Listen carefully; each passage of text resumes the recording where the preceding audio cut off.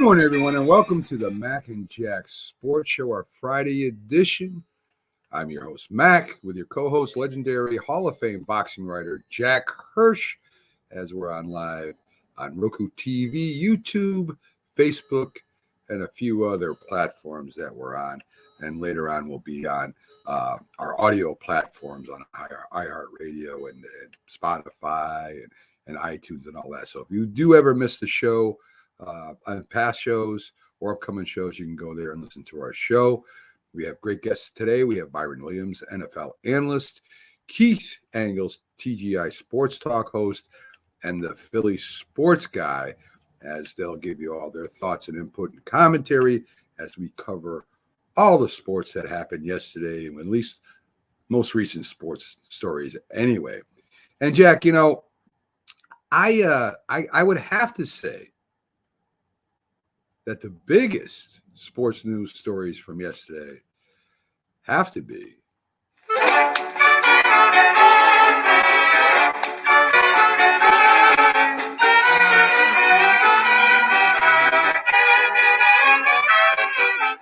that's right, opening day at MLB. Some interesting games, some interesting stories from all that. I'll give the scores quick and then we'll hit the news from them. Yesterday, Arizona beat San Diego 4-2. The Astros get by the Angels 3-1. The Mets beat the Nationals 5-1. The Reds over the Braves 6-3. The Royals 3. Cleveland 1.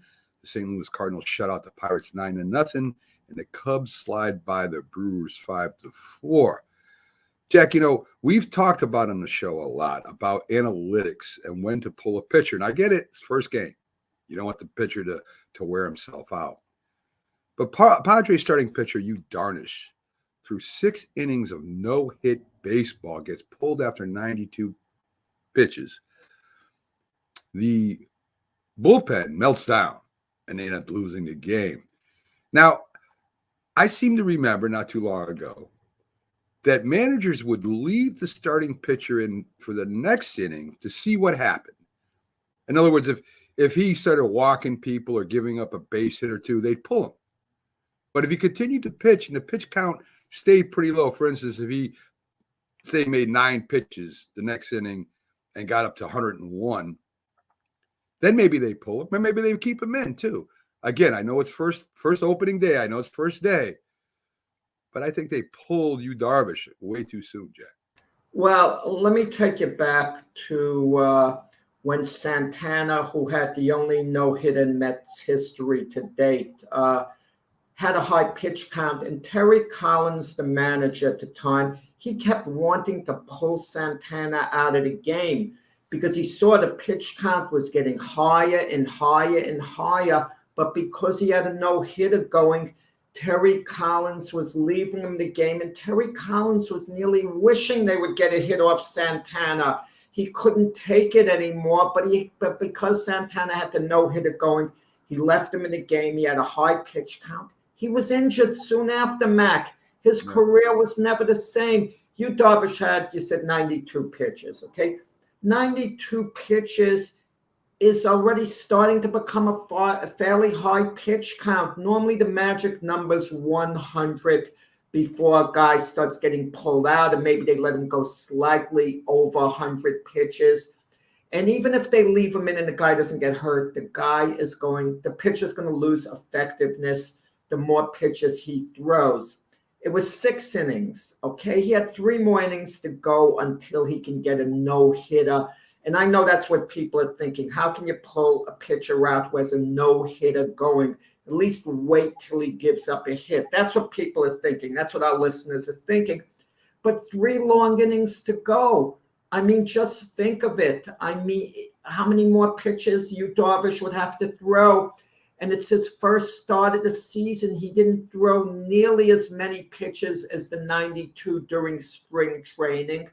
And it's all, Mac, about building your arm up as the season goes along. So you hit a certain peak, and you're not at that peak in the beginning of the season. You really have to wait until May or June before you could maximize your pitch count. And it was the right decision really to be made to take Yu Darvish out, that the bullpen melted down. for San Diego just happened to be the case, but they couldn't leave him in really much longer. Well, Jack, and I get the point. As I said, when I said that, when I opened, I said that I understand it's opening game. But there's things you can do. I mean, even if you leave him in a little longer, you can take him out of the rotation for the next start. And we had pitchers at one time that not only would pitch 9 innings, they'd pitch double headers. They'd come back in 2 games rest. We had pitchers that were built that way. So to me, it's more of a question of what kind of training are these pitchers getting, or what kind of thing are they doing in the off season that make them so fragile? And that's to me, that's the bigger question. I mean, how can a pitcher from the 60s, 70s, even into the 80s, throw full games into extra innings sometimes, but now they can't? And this to me is a big question that if I was a GM or in charge of baseball, I would want to find out what is the major difference between back then and today. The major difference is that managers' analytics are so exact, much more so than they were in the past. Now, let me address the great point that you just made. Well, pitch him longer and don't bring him back for his next start as quickly. Give him more rest, which is a good idea, Mac. It's a great idea. But the problem is these teams have rotations set up. So if you mess around with the rotation, give a pitcher a couple of extra days off, now you've got to move someone else to the back of the line and the guy after him to the back of the line. And these pitchers are creatures of habit. They're used to starting on X amount of days of rest. It's not like in the past where they would be told the night before by the manager, oh, by the way, you're starting the next day. Or they'd even get to the ballpark that morning, the old-time players, and be told, you're starting today. Okay, It's not like that anymore. The mindset has changed. So much of the game is mental, and the game is more done on a routine basis where players have routines much more than they had in the past. And that's the reason why they won't pitch a guy a little longer and decide, well, we'll give him a couple of days more rest till the next start. And also, if you give him a couple of more days rest till the next start, you're actually using them less over the course of the season if you get in the habit of doing things like that. No, that would only be in the case if he pitched a no-hitter, Jack. If he went the full game, then I would do something. I would even think of doing something like that. But I still think, as we see with injuries in the sports today, there's something wrong with the training today as opposed to the training a long time ago, when people are getting non-contact injuries and hurting themselves during the year. And I think there should be a study on this. I think there should be a study. Maybe they overtrain. Maybe there's too many weights. Maybe the training they do is so intense that it causes them to become injured. And, you look at Louis Tiant, you look at, some of the great pitchers of all time, they sure weren't in great shape. Mac was the greatest pitcher you ever saw, the greatest starting pitcher. I think I would have to say the game I went to see Ron Gidget when he had that 1 year. No, I'm not talking about one game. Well, you say I ever saw. That's the one I ever saw in person. You say Ron Gidget based on one game. Right, based on that one game. Based off a few seasons. Man. I would have to say, Jack, I would have to go all the way back to Tom Seaver. You say Tom Seaver was better than Sandy Koufax? I never saw Sandy Koufax. I saw Sandy Koufax. Sandy Koufax generally is considered as a pitcher the way Jim Brown is considered as a running back, okay? Right. And he would be the consensus greatest starting pitcher of all time. If you ask people for peak value at his very best over a few seasons, Sandy Koufax, I could give him as an example. His career was cut short, elbow trouble and so on. Had Sandy Koufax been pitching in this era, they would have babied him a lot more. Look at Jacob deGrom, how fragile he is. At Jacob deGrom's best, that's what I'm saying. He's as good as anyone who ever pitched at his very best. If he's not hurt. And you're talking about You're You got to talking. be You're careful with talking. You're talking one example, and I can give you a hundred more where these great pitchers pitched all the time. Tom Seaver, Roger Clemens. I mean, I could go on and on about these great pitchers that didn't get hurt as much and threw as many, if not more, pitches than the pitchers today. So, that's one example, Jack. But as I said, a lot of the pitchers from the past, even recent past, were able to go the 9 innings if they were hot, and they didn't get hurt. If Jacob deGrom can't pitch a full game, to me, he's not really a starting pitcher anymore. And that's just my opinion. I know it's unpopular, but that's my opinion. Complete games are rarity now. I know. Complete games are rarity. No. I think it's less about the starting pitcher than it is about the bullpen. It really started during the time when Goose Gossage, came to the Yankees. And I remember the Yankees beat the Kansas City Royals 3 years in a row in the playoffs in 1976, 1977, and 1978. Whitey Herzog, the manager of the Kansas City Royals, said the difference between the two teams is the bullpen that you can bring in, the reinforcements that the Yankees had. And, they had Sparky Lyle, that time Goose Gossage. I think the bullpens are so good now. They're dependent on no matter how well the starting pitcher's pitching. The managers know they're going to get to a point in the game where they're going to bring in, their closer, their setup man, and then their closer. Listen, even I'm going back. I just talked about the 70s, even in the 80s. When the Minnesota Twins beat the St. Louis Cardinals in the World Series in the 7th game, Frank Viola pitched great for 8 innings for the Twins. They're leading 4-2 in the 7th game, going into the 9th inning. Yet the manager, Tom Kelly, brings in Jeff Reardon to close it out, even though Viola was pitching well, because his logic was, well, he's been our closer all year. This is what we do. This is what all the teams do. I mean, Garrett Cole great 8 innings for the Yankees, but they're going to come in with Chapman in the 9th. Well, Garrett Cole has not pitched great 8 innings for the Yankees lately. Besides that, but Chapman hasn't pitched a great 1 inning lately. But that's the problem. You say the closers. They get back to 4. You were saying the closers. They're heavily dependent on the bullpen. Not Scherzer, Jacob deGrom. Wait a minute. You're saying that they are heavily dependent on the bullpen because the bullpens are better. I disagree with that. I think the bullpens lose a lot of games for the teams right now.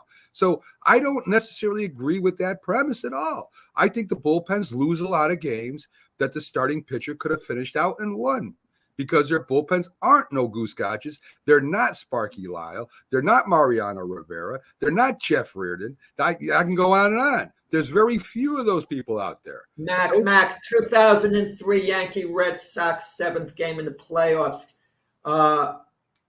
Grady Little, he tried to stay with Pedro Martinez the whole way. Pedro faltered in the 8th inning. He stayed with him too long instead of going to his bullpen. He lost his job on that. Red Sox. I don't. He played your formula trying to.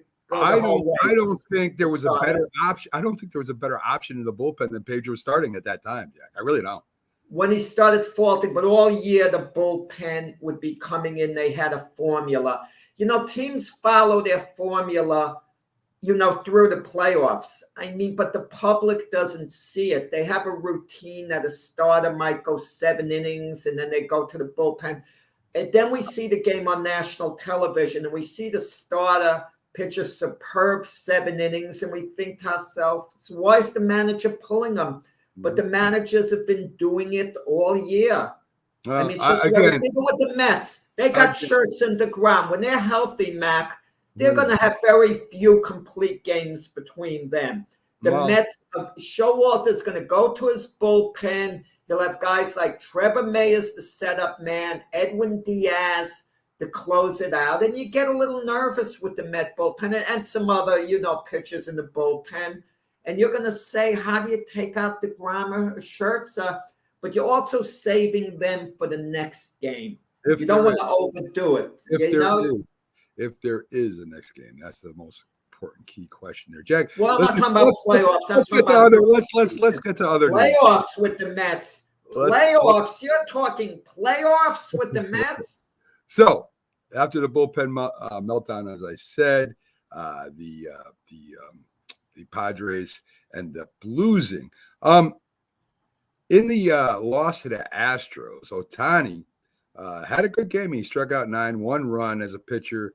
He goes 0 for 4 at the plate. That won't be the norm, but it was a good game over there with the Angels. Astros winning their 10th straight opening day. It's a record. A lot of people think Houston will be a little bit worse than they were last year. Maybe, maybe not. We'll see. Astros. Well, let's see how Justin Verlander does for them. He's back. He was injured. He's a little old. We don't know how much he has left, but they gave him some big money to come back. Yes. Like, I think a 1-year deal, like $25 million. That's significant money, even though it's only on a 1-year deal. If Justin Verlander's in top form, the Astros should be okay. I agree with that. Let's cover real quick the Mets. The Mets win 5-1. Their free agents Mark Canha and Marte drive in runs to support the substitute starting pitcher Tyler Miguel as they win 5-1. Now, we just talked about Jacob deGrom and telling a pitcher he's got to pitch on short notice. This guy did pretty good, Jack. Yeah, I mean, he wasn't told the morning of it. They used about 5-6 pitches, the Mets. Yeah. And the bullpen did get it done. What's interesting? I don't know what you're going to mention, the Kansas City Royals. They won their opener. Really? They have the number 1 prospect in baseball, Bobby Witt Jr., and he might be the player this year who's the new sensation in Major League Baseball because so many people were turning out to see him, the mayor, the governor, while they're honoring the Kansas basketball team for winning the NCAA tournament, there's a big buzz going about Bobby Witt. And in the 8th inning, he hit a double, for the go-ahead run, and the Royals won their opener. And he's the big talk there, Bobby Witt. He could be the next superstar in baseball. So all eyes on him. Even George Brett, who was at the game, was talking in a glowing way, saying he came to see Bobby Witt Jr. play. And when George Brett says he's coming to see someone play, you take notice. Hopefully, it'd be nice if the Royals have, some kind of thing to look at, as the last few years have not been too kind. 2015, they won the World Series, so they had their day. So let's get to 2 other scores in quick because we got Byron backstage right now. Brandon Drury hits a 3-run home run as the Reds beat the Braves. As you recall, I picked the Reds to win the division this year. And the Cardinals destroy the Pirates 9-0. A lot of teams are going to destroy the Pirates this year. Albert Pujols gets a standing ovation, Jack, on his return to St. Louis. Yeah, I mean, like I've said in the past show, I have mixed feelings on Albert Pujols. It was nice that they gave him the ovation, but the way he left St. Louis, just to repeat it quickly, St. Louis offered him, when he was a free agent, a 9-year contract. He left for a 10-year contract for the same average annual salary for just 1 more year on the contract. So to me, I think the Cardinals did right by Albert Pujols. They didn't even want to offer him 9 years. They went as far as they could go before the Angels foolishly offered him a 10-year deal, which didn't work out. But, he left the Cardinals. The Cardinals didn't leave him. The Cardinals did right by Pujols, and he has his right to leave. But, I wish he'd stayed a Cardinal his whole career because he would have been as revered as Stan the Man Musial had. And his whole career at St. Louis, but he made a decision. But it was nice he's back in St. Louis. They gave him a nice ovation, and it was good to see. Hopefully, he does some work for him, and they benefit from him being there. Yeah. Backstage right now, folks, we got NFL analyst Byron Williams, former star wide receiver in the NFL. Few teams, but especially with the New York Giants. Let's bring him up and see how Byron's doing today. How we doing, Byron? Let's get you in here. Right, yeah. Good morning. How you doing? you're having Byron on. I just want to vent very quickly to Byron about an NFL thing, very quickly. Mac and myself were just talking about Albert Pujols coming back to the Cardinals, end of his career. But Pujols might be able to help the Cardinals. I hate when these players like Frank Gore come back to a team like Gore's coming back to the 49ers, signing these silly one-day contracts so they could say, I retired with my team. They're not retiring with their team over these stupid one-day contracts. They're retiring from another team. Who cares? They get a piece of paper. You know what I mean? It's like seeing a woman on the street corner, you're single, and signing a one-day marriage contract and saying, that was my wife. I mean, it's ridiculous. It's ridiculous. I hear you, Jack. But let me tell you something. It's just like kissing your first girlfriend. You go back and kiss her for the last time and say, hey, I did it with this team. Majority of my plays were with this team. I want to sign. I want to retire from this team, and I guess that's the objective of them doing that. Yeah, symbolism. It's all about symbolism, I guess.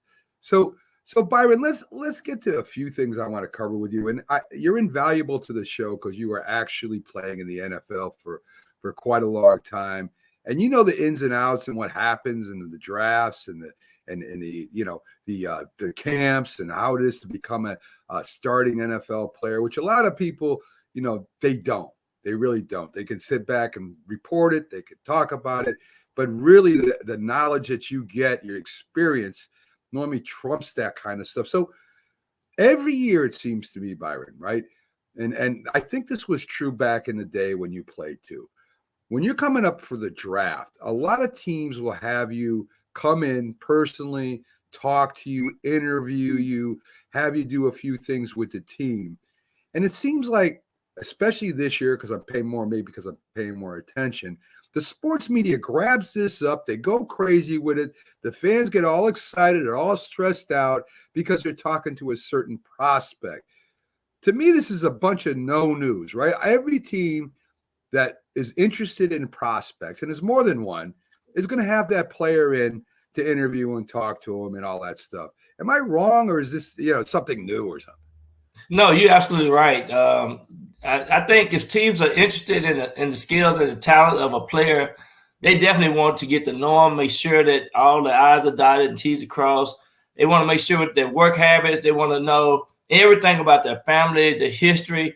I was telling kids when I go into the high school, they go back and dig into your third grade, fourth grade, and background just to see what kind of person you really are, because they see over the course of the years, are you someone that's gonna fit into the pattern of our team, the mission of our team, and then are you gonna set a good example? So I think they do a good job on the research and background check as well, and that's something that they've been doing for years. I mean, they go in and talk to your high school coaches, and I mean almost everything they know about you. If you got arrested, what group of people you hang out with. I mean, everything that you've been a part of in your life, they want to know. They want to know how smart you are, your decision-making skills as well. So it's in depth. And I think it's something that's really good that they dig into the character of every individual.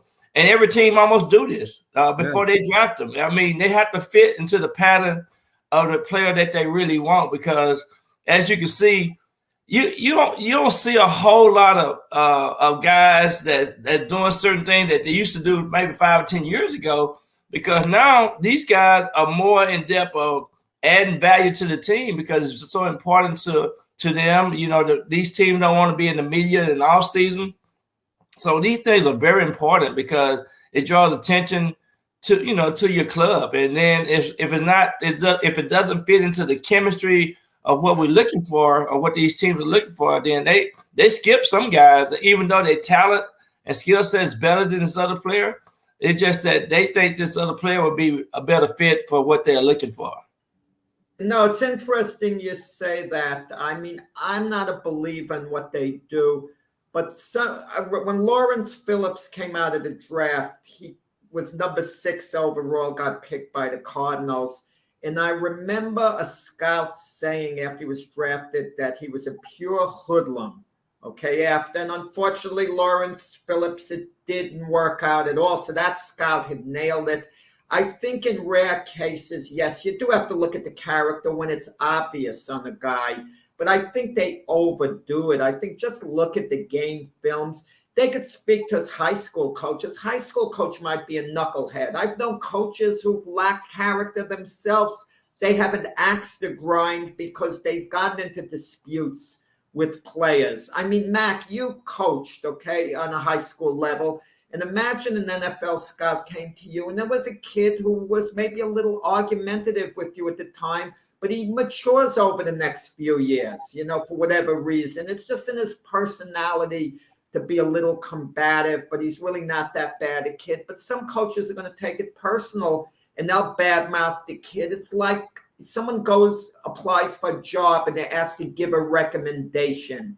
And why would you want to find out from someone you don't know about someone you're potentially going to hire? Because I just don't like the whole system with the NFL. They don't do it in baseball, look into all these things. They don't even do it in the NBA, but the NFL wants to look into the third grade, Byron. That's crazy, the third grade. I mean, if I had the skills, I never would have gone to the NFL based on that. Yeah, but it's just something that they've been doing over the course of the years. I think it's something that was part of it.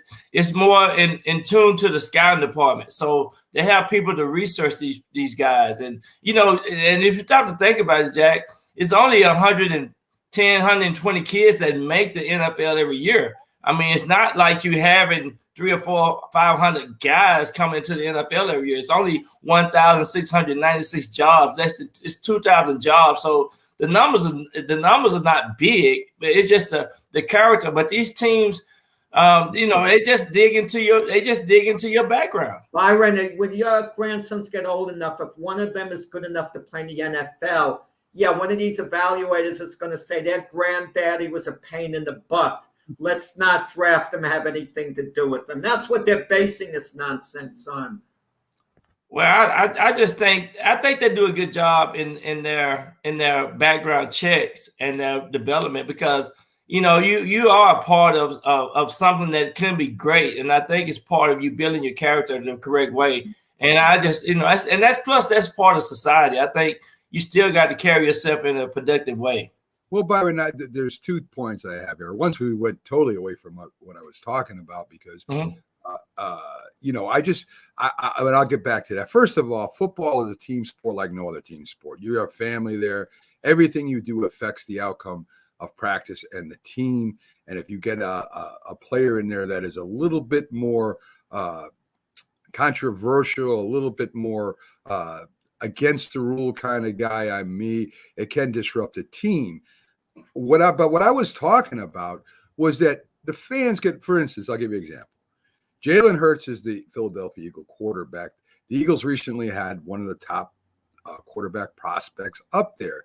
And the Eagle fans are either getting stressed or excited because they had this quarterback come in and meet. And all I'm trying to say is this is what, as you said, the scouting departments, the front offices do.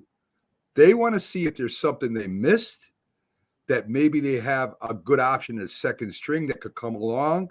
They want to see if this kid that they're talking about or talking to, they could line up to draft him and trade that draft. Did they say they're going to draft this guy sort of like an Eli Phillip Rivers swap? There's so much going on that the fans don't realize that just because they have a quarterback in there, that they're going to replace your quarterback, or get excited that they're going to replace your quarterback. This is something that goes on all the time with all the teams, Byron. Yeah, absolutely. They definitely do that. And another thing too, during the season, on your day off, which is Tuesday, Monday they decide to bring in players throughout an all position just to make sure that if somebody get hurt or something happened, you're gonna be, we got this guy in place. They got a board.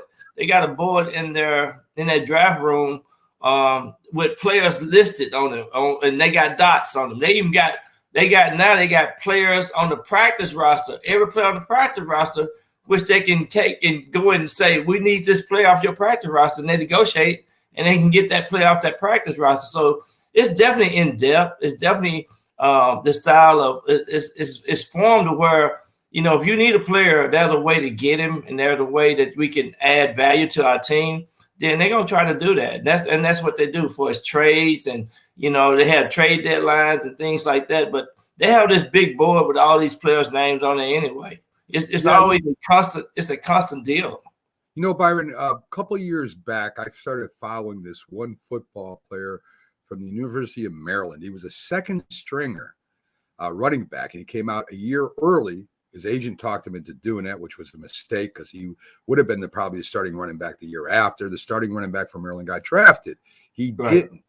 So he got a tryout with the Giants, and he was doing great in practice. I said he could be the number 2 running back for the Giants. He was doing that good. This was Joe Judge's first year. Mm-hmm. And they ended up, you know, I talked to his mom. He had all the equipment from the Giants. That people don't realize the football team sends you equipment to work out with in the offseason. People don't realize this, all the stuff that goes on. The Giants actually packaged up their workout equipment with the playbook and sent it to his house so that he could work out the type of workout they want him to do, the plays they want him to, you know, to look at. There is a lot of money spent and a lot of things done, even if you're a walk-on rookie free agent.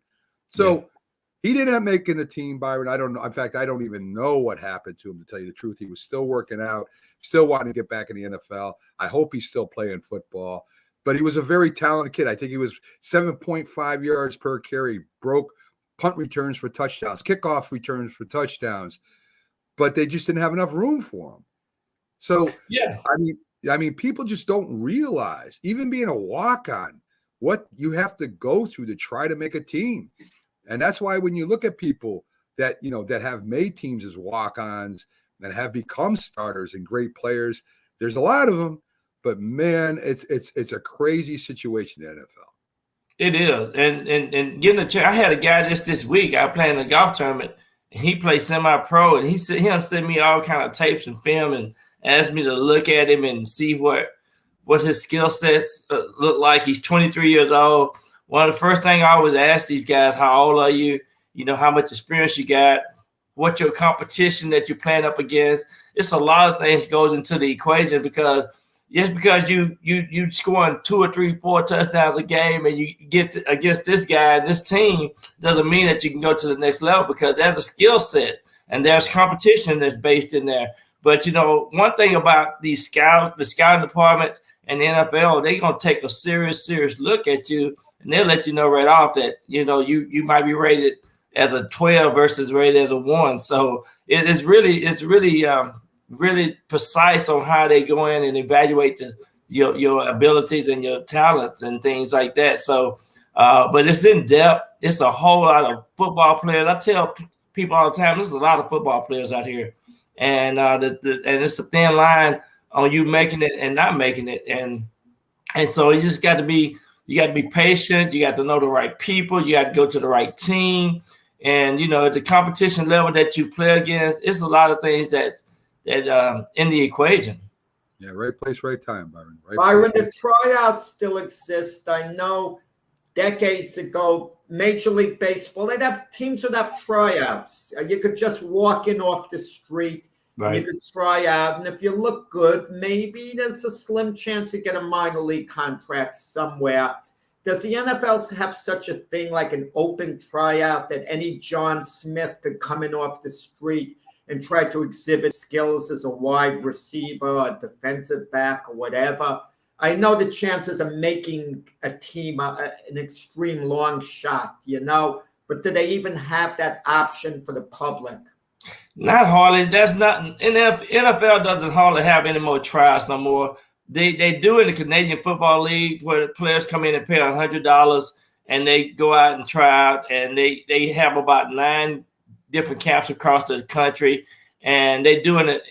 They don't hardly have it in the NFL anymore because of the social media and things that they know real fast about the background of these players. So trials have kind of gone by the wayside in the National Football League, but in the Canadian Football League and some of these other leagues that they do have some tryouts. Yeah, the open league tryouts. I remember George Allen used to have them for the Redskins. We're going way back now. I know the Giants used to have it. I know, but that you're talking back in the 70s and stuff. Where today it's so technical. I don't think they wouldn't bother doing that anymore. I know the Cowboys. I know the Cowboys had 300 or 400 people at their trials back in the day. It'd be a lot of players going out there. And then I never forget this. One of the guys from my hometown, he have a certificate from the Cowboys that he went out and tried out, and he still have it on his wall to this day. Sure. That was in the 70s, the early 80s. Well, there's only one position quickly where I give a player a reasonable chance as a walk-on. That would be as a kicker. That would be cut and dry. Like if someone can punt the ball a long way, he'll get the scouts' attention, and then I'll see how he could do it under pressure. I mean, because that's cut and dry, a field goal kicker. That's the only position I could see. Yeah. Right. And can you imagine on every level from NIA and Division I, Division II football, it's so many players that plays football, and it's just a lot of competition. Yeah, a lot of people that have thoughts of grandeur, when they either start trying to play football, thinking about the NFL, or the parents think that their kids are going to be an NFL player. The overall odds of you making a team is almost none. So I mean, you've really got to make the right moves. Byron, let me say this too. I went to a youth league competition. They had over 6,000 kids, over 300 teams back in Florida in December, and these parents are thinking that their kids are playing in the National Football League. They wearing all this stuff, and they dressing their kids like the NFL players, but they only dreaming is false hope on some of your that you're giving to your kids. Yeah, it's very, very, very. I mean, winning the lottery in some cases is better odds. So let's talk a little bit about Deebo Samuels, one of the most dynamic wide receivers / running back / kick returners. So everything.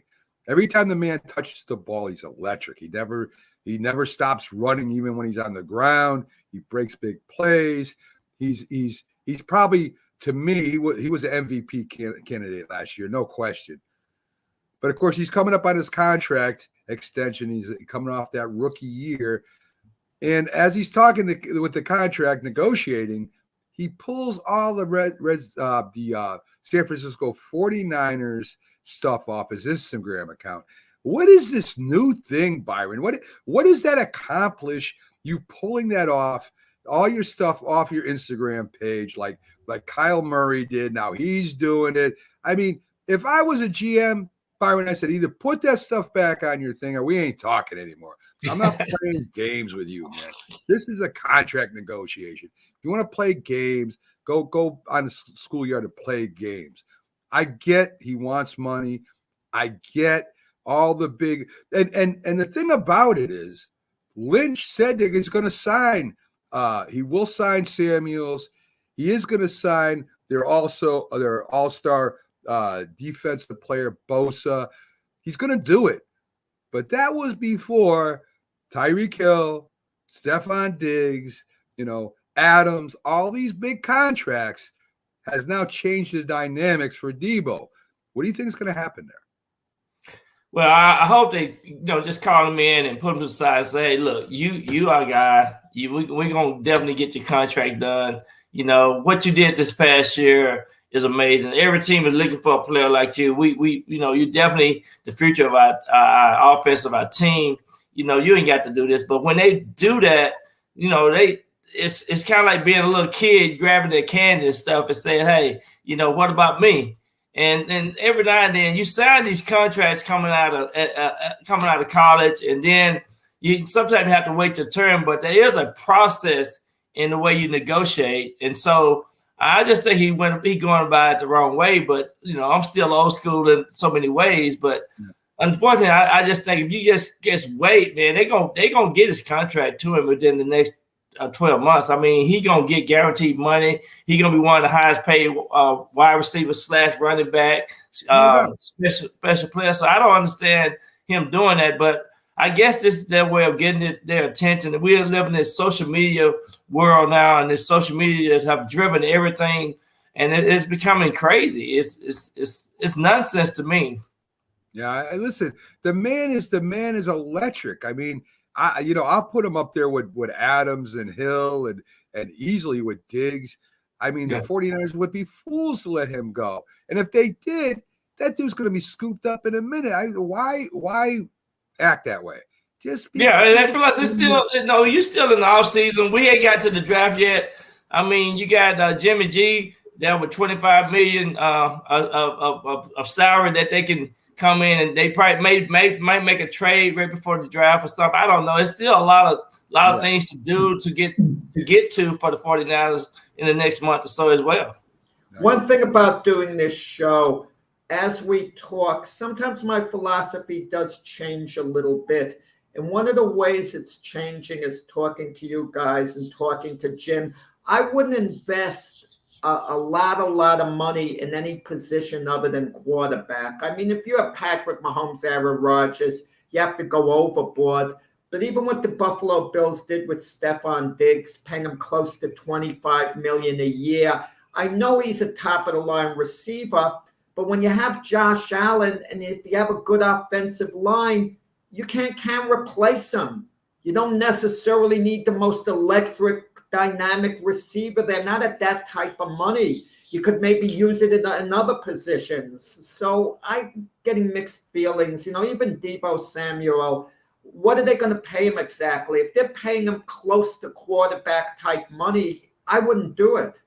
But yeah, you're absolutely right. I think a good example of that is what happened to the Houston Texans team. When the DeAndre Hopkins, when he left Houston, they just went bottomed out. I mean, they went from being a playoff team to now you're losing these key players, and you don't have no offense. You don't have no replacement players to come in and make some things happen. So I think these general managers and these personnel guys got to make something happen that's consistent with making sure their team be competitive to go to the playoffs and win, because that's what people are buying. They buying excitement, and you got to somehow create a way to keep these players and not just let them, drift off or draft, get into a situation of where you're losing good quality players, a top 10 player, impact player. Two things. What Jack said about Stephon Diggs. The Bills did not take off till Stephon Diggs got there. They were an okay team. When Stephon Diggs got there, the Bills took off. I'm not saying just because of him. I'm saying the threat. So I think Stephon Diggs is a vital player. But I don't feel sorry, let's put that this way, for the teams. They're shooting themselves in the foot. Now, I know you're an NFLPA representative, but if this GM or owner is going to give this wide receiver $30 million a year, then the other team's got to respond in one way or another. So just like baseball now, they're the ones that control the market, really. If you're not going to sign this guy, if they got together, which I don't know if it's legal, to say, listen, this is where we're going to stop paying wide receivers. If they all did that, then you wouldn't have this, right? You wouldn't have this problem of one receiver trying out to the other. So it's their own fault, really. Yeah. If you think Tyreek Hill is worth $35 million a year or whatever the hell he's making now, which is ridiculous. Now you just set a mark. Same thing with Watson.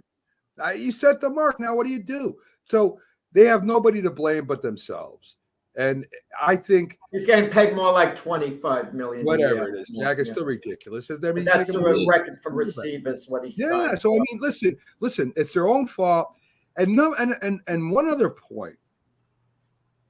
The teams make mistakes when they do this. You look at Amari Cooper, right? Amari Cooper, though he is a great wide receiver, seemed like when the biggest things came up as far as the team, he checked out. So now he's gone. And I think Dallas took a step forward by kind of taking a step back and maybe getting rid of your bigger stars makes the team more solid, Byron. Yeah, and even Michael Thompson, the receiver down in New Orleans, I mean, he didn't even play last year. So, you make mistakes. You see the mistakes that they're making out here.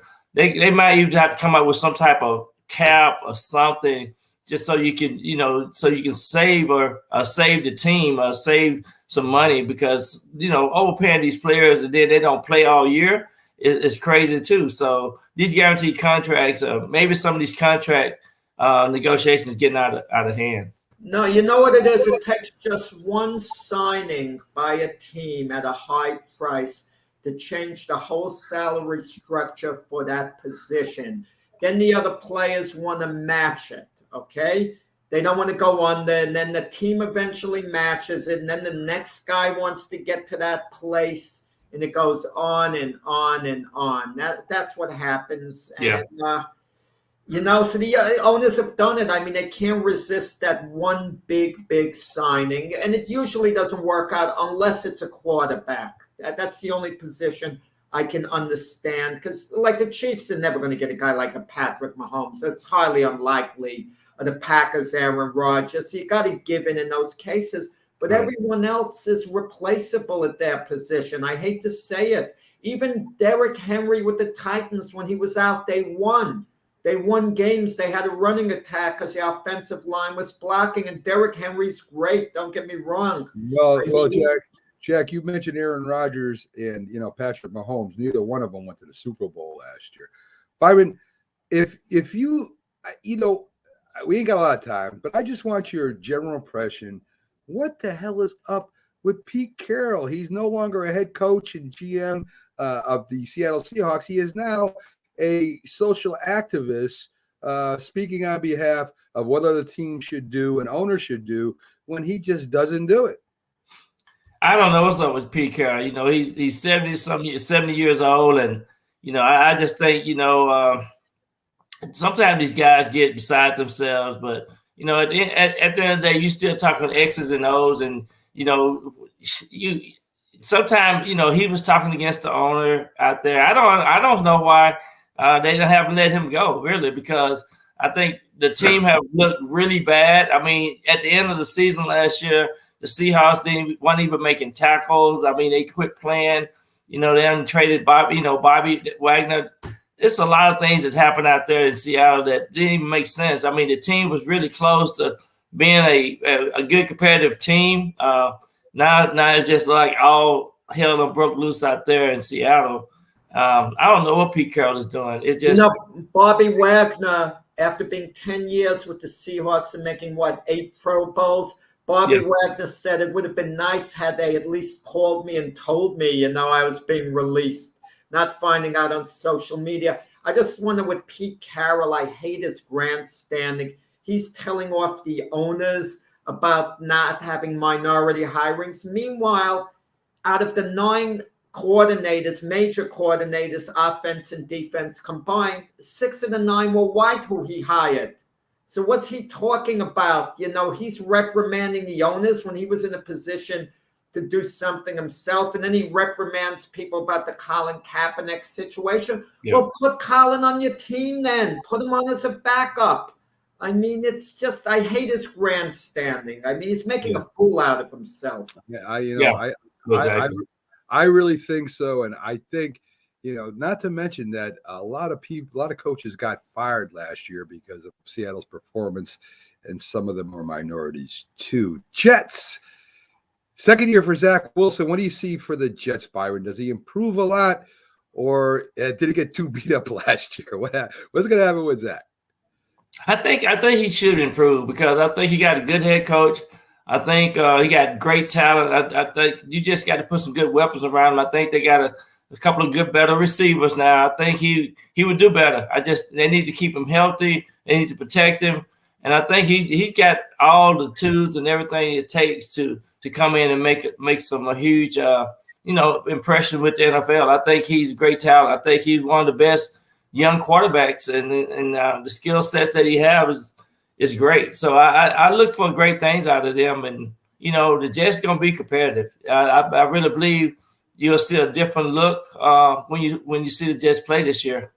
DK Metcalf, would he be a good thing for the Jets? They'd have to give him a major contract that would be similar to Stephon Diggs, which would take up money under the cap.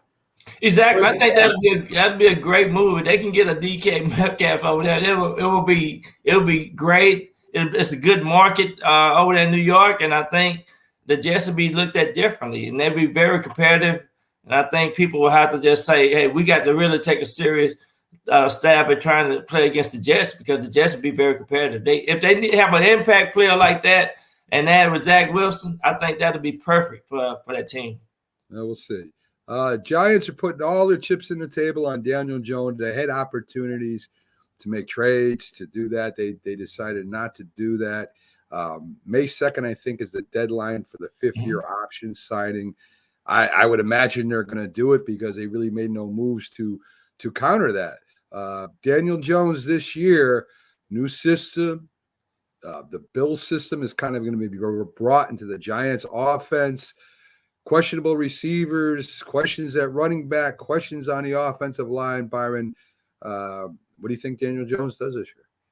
Well, they done made a decision to go with him, and I think hopefully he going into his 4th year, he can play well as well. I think they got to get maybe if they put him in the same offensive setting that Allen is have in Buffalo, maybe get the ball out quicker, more options, more run option, maybe moving around a little bit more protection on the offensive line as well. I think they have made the decision to go with him. Evidently, they done evaluated him, and I think they made the decision. So now we just move forward with the right style of offense and make sure that the players are all hitting on all cylinders. And I think these receivers can stay healthy with the Giants. He ain't been able to throw the ball to any consistent healthy receivers. And so now, they got to get a new tight end and they got to address that. And then they got to also address the offensive line in a couple of spots. But I think if they can do that, Saquon Barkley and everybody should be good. Why do we take the burden off a quarterback like Daniel Jones by saying he had no one to throw the ball to? Why can't they say they had no one to throw the ball to them? As far as Daniel Jones goes, come on, you're making up excuses. He's had 3 years. He's had flashes where he's looked good, the same way Sam Darnold did. I mean, I'm tired of these excuses. He's had different coaches, different coordinators, the whole bit. You have to show a little more than Daniel Jones has. And I get the feeling their coach, Brian Daboll, he's been saddled with Daniel Jones this year. He got the job based on him having to develop Daniel Jones. And if he doesn't do it, that's not his guy. I get the feeling Brian Daboll would have went in a different direction. He would have went with Mitch Trubisky as a starter if he was allowed to, but he couldn't do that. So Trubisky went to the Steelers.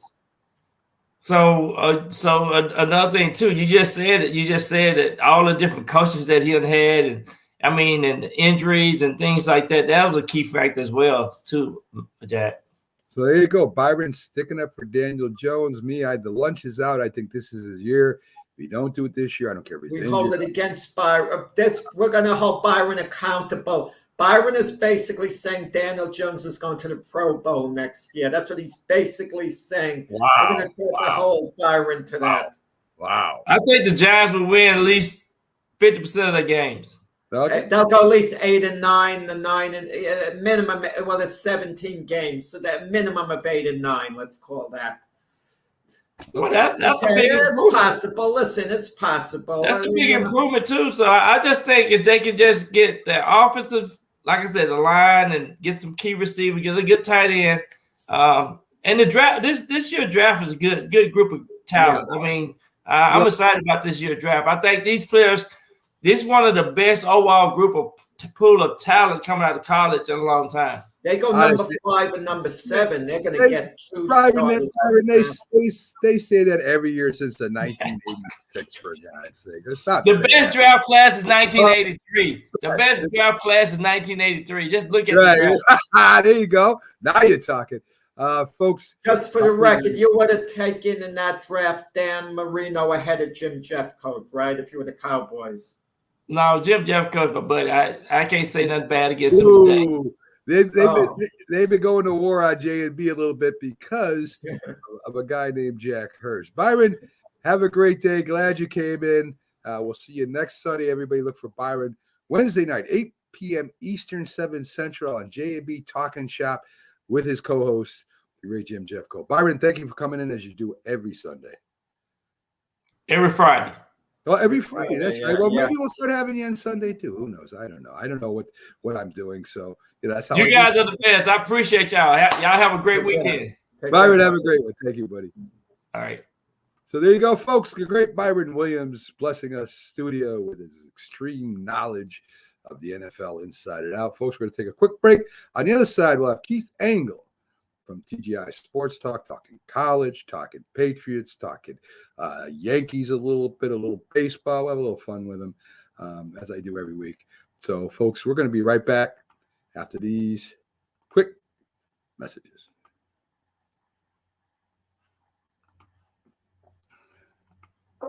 My baloney has a first name, it's O-S-C-A-R. My baloney has a second name, it's M-A-Y-E-R. Oh, I love to eat it every day. And if you ask me why, I'll say, 'cause Oscar Mayer has a way with B-O-L-O-G-N-A. Oscar Mayer, the first name in Bologna. How's that?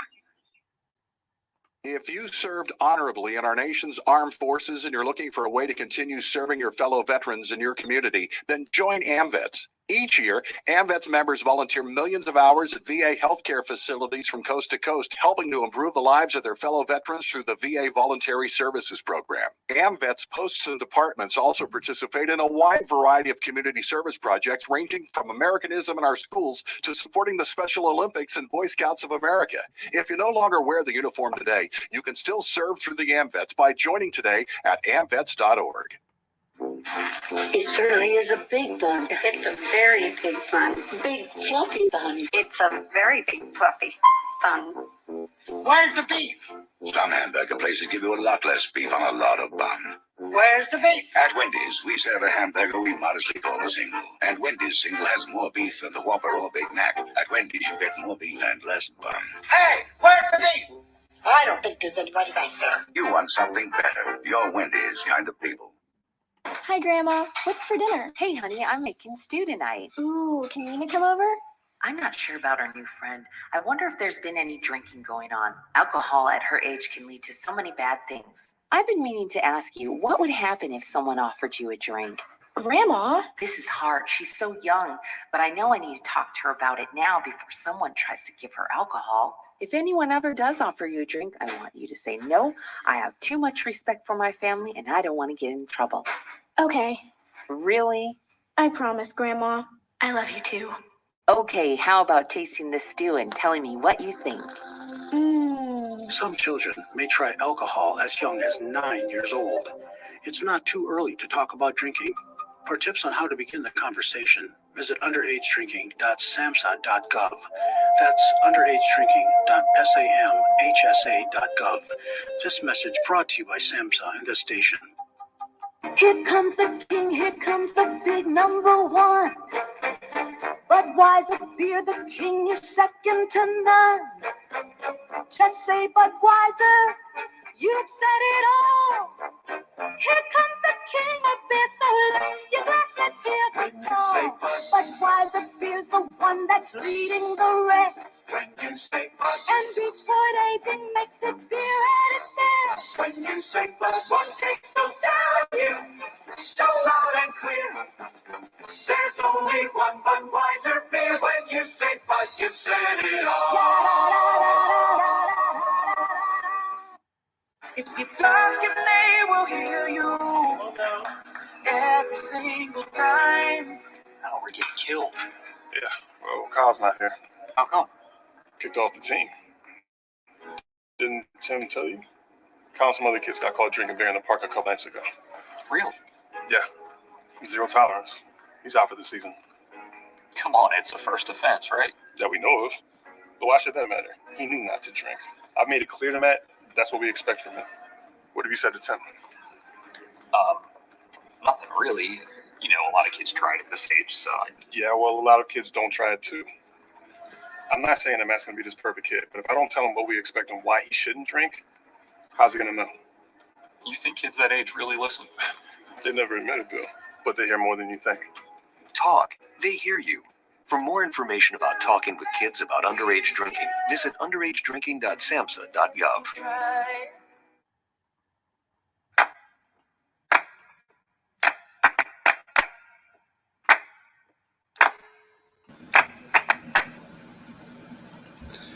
This is a presentation of Northeast Streaming Sports.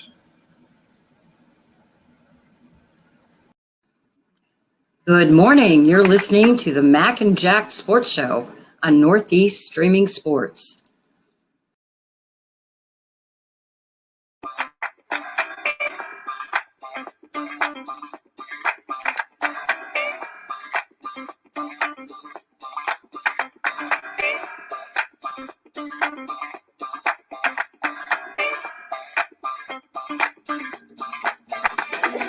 Good morning, everyone, and welcome back to the Mac and Jack Sports Show.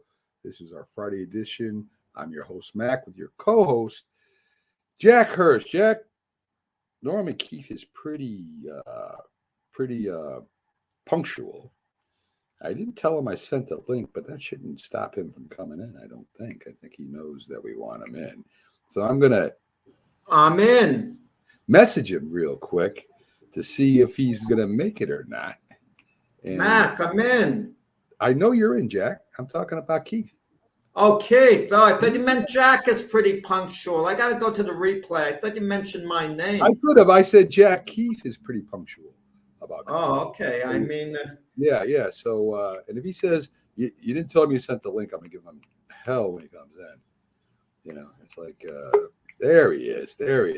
Speaking of the devil himself. I don't know how good a guest Keith has been lately because he's been agreeing with me all the time. You know.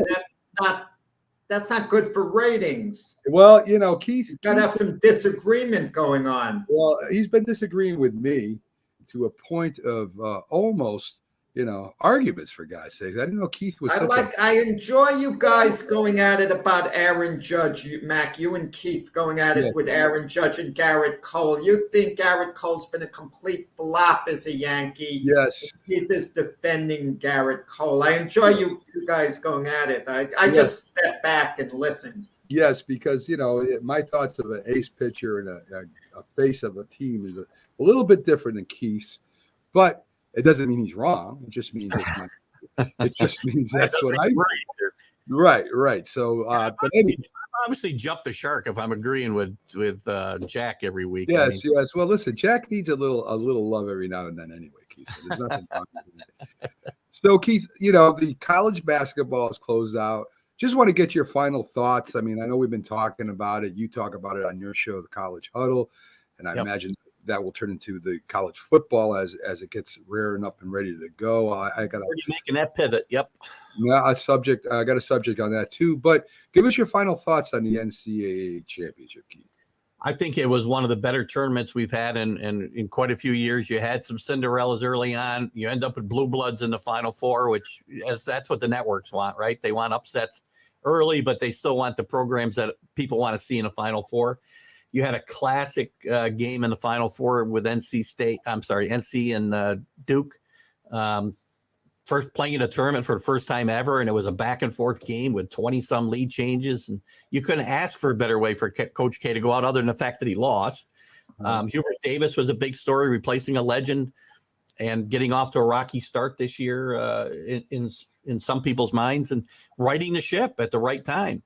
Even though they lost the final to Kansas, they played great basketball through the month of February and March, and they ran into a buzzsaw in Kansas. Kansas is an interesting story in itself. They were obviously the best team in the tournament as we got, as we moved on. But there's still a cloud hanging over their head with the NCAA and the FBI investigations, and they're going to come down, and it's going to be a matter of whether it taints this championship, taints Bill Self, who's really the only guy who's come out of this unscathed so far. Of all the programs that have been investigated, he's the only guy standing. Yeah, and it's going to be interesting if what happens there. If the Cinderella story of the tournament, I believe most people believe, is St. Peter's. Now the St. Peter's coach leaves to go to his alma mater, okay, Seton Hall. And now a number of the players on St. Peter's are entering a transfer portal. If they go to Seton Hall, something isn't kosher. Well, we don't know that they're going to go to Seton Hall, but I'm not surprised that, number one, coaches like in Holloway's situation invariably end up getting a better job. If it's not that year, it's a year later or soon after. And coaches, and the one place I'm okay with players leaving in the transfer portal is when their coach leaves. Now, to your point, Jack, if that's the one thing with the transfer portal, if it's a tool for them to get with Holloway and Seton Hall, well, then that's probably kind of towing the line about what should be, legit there. So it remains to be seen where they're going to go. But three of their best players, and they're going to have, Seton Hall's going to have some trouble reloading next year with a new coach and, replacing three of their better players, at least. Yeah, very true. So we'll see what happens with develops over there at Seton Hall. A little NCAA football news. Jim Kelly comes out and says that he's complimenting LSU and its modernization over there, their program, and how up to date it is, and backhanded Notre Dame, saying he did not want to wait for Notre Dame to catch up because it's too slow modernizing over there. Of course, it had nothing to do with the money at all. No, not even a little bit. Listen, I still think Chip Kelly, I think he's a bit disingenuous all the time. I don't think he really means a lot of the things he says. And I think he made a fool. I think of all the coaches that have moved recently, this might be the most foolish move of anybody, because if it's about money, he was going to get his money at Notre Dame. And if he wins one national championship there before his career is over, he'll be a god. Lou Holtz is still a god. He only won one national championship. Very true. But going to LSU, he's got unrealistic expectations at a university that thinks they should be a national championship contender every single year, as you saw now. And there was other issues with Orgeron, but still, he gets fired a year after he wins a national championship. Plus, the competition in the SEC is just a step above anybody else right now. And he's going to – I wouldn't be surprised to see Chip Kelly championshipless and jobless, and then he'll get another one, in 3 years, because you don't get that long to turn things around anymore in college sports. I believe a lot what you said. You look at the head coach of Michigan. His name escaped, Jim Harbaugh, who he brings Michigan close, and they're all over him. I mean, he didn't even win the national championship. It took him quite a few years to do that.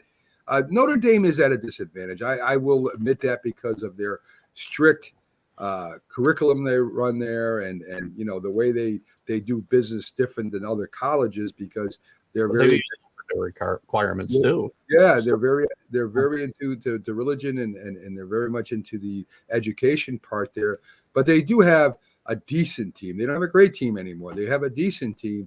And 1 year, all it takes is 1 year. And I think you're right. Jim Kelly would have been like the Pope over there for at least a year, and he would have been looked upon as one of the greatest coaches in Notre Dame history, which is quite a achievement, or quite a ring of honor to be inside of. So but maybe he's smart too. I look at it too. Maybe he's smart, because the SEC is going to end up breaking away from the NCAA eventually. All the good teams are going to be there, and maybe that's the move to make. I mean, Notre Dame I don't think is going to join a conference. They're going to try and stay independent as long as they can anyway.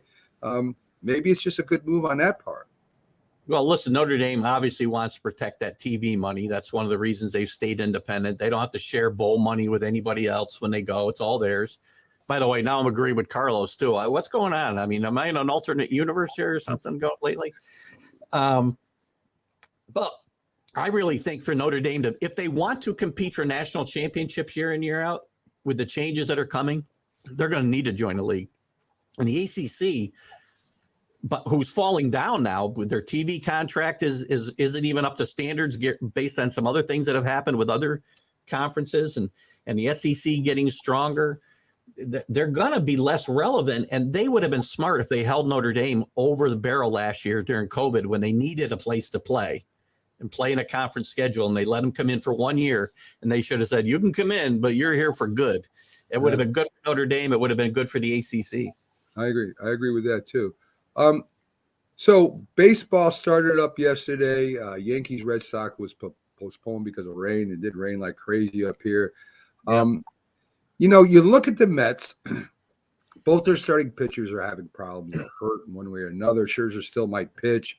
DeGrom, they're going to take their time with. And, you know, I don't know how much more years you give with DeGrom either with his injuries. I mean, a couple of years now. If it's another year, I start getting nervous, and I may start wanting to move on for DeGrom too. I don't care how great a pitcher he is if he can't be on the mound.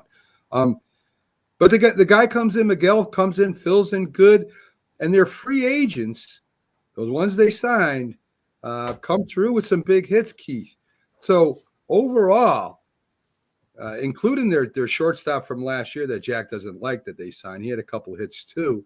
Are the Mets going to be, say Scherzer is good to go, DeGrom maybe comes back, maybe he doesn't. Are the Mets the class of the East right now over there?